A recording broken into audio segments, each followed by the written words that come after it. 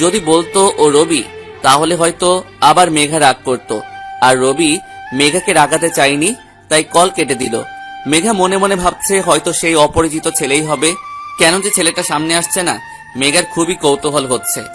আচ্ছা, ছেলেটা সামনে আসলে তখন তাকে আমি কি বলবো? থাক, এখনো তো ভাবছি কেন। যখন সামনে আসবে তখন দেখা যাবে। হয়তো কখনো সামনে নাও আসতে পারে। দোষ, এভাবে লুকিয়ে লুকিয়ে আর কতদিন থাকবি? এবার তো মেঘার সামনে গিয়ে বলে দে তুই ওকে ভালোবাসিস। তোর কাছে অনেক সহজ মনে হলেও মেঘার সামনে গিয়ে ওকে ভালোবাসার কথা বলা আমার কাছে অনেক কঠিন। যখন তুই কাউকে ভালোবাসবি তখন বুঝবি ভালোবাসার মানুষের সামনে গিয়ে তার চোখে চোখ রেখে কথা বলাটা অনেক কঠিন। আর মেঘা আমাকে ভালোবাসবে কিনা তাও নিয়েও ভয়ে আছি। তাহলে কি তুই মেঘাকে এভাবে দূর থেকে ভালোবেসে যাবি? কখনো কি ওর সামনে গিয়ে ভালোবাসার কথা বলবি না? জানি না, হয়তো একদিন হঠাৎ করে বলে দিব। তার আগে না হয় এইভাবে দূর থেকেই ভালোবেসে যাব। কিছুদিন পর, আজকে প্রপোজ ডে। রবি ভাবছে মেঘাকে কলেজে সবার সামনে প্রপোজ করবে, কিন্তু রবি জানে না মেঘা কি রিয়াক্ট করবে। রবির বন্ধুরা ওকে অনেক বোঝাচ্ছে এরকমটা না করতে।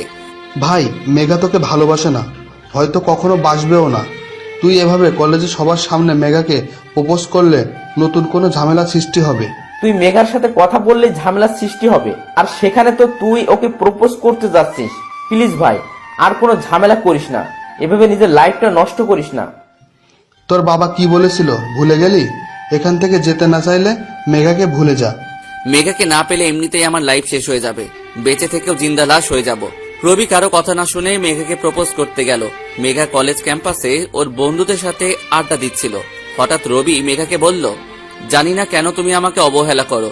সেই ছোটবেলা থেকে তোমাকে ভালোবাসি, আর যতদিন বাঁচবো ততদিন তোমাকেই ভালোবাসবো। রবি গোলাপটা মেঘার দিকে বাড়িয়ে দিল।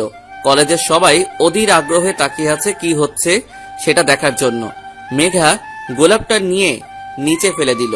তুই কি সাইকো একটা! আর কতবার বলবো তোকে আমি ভালোবাসি না, তারপরও আবার এসেছিস। আমি তোমাকে অনেক ভালোবাসি, থাকতে পারবো না তোমাকে ছাড়া। মেঘা কি বললো শুনতে পাচ্ছিস না? ওই দিনের মার এত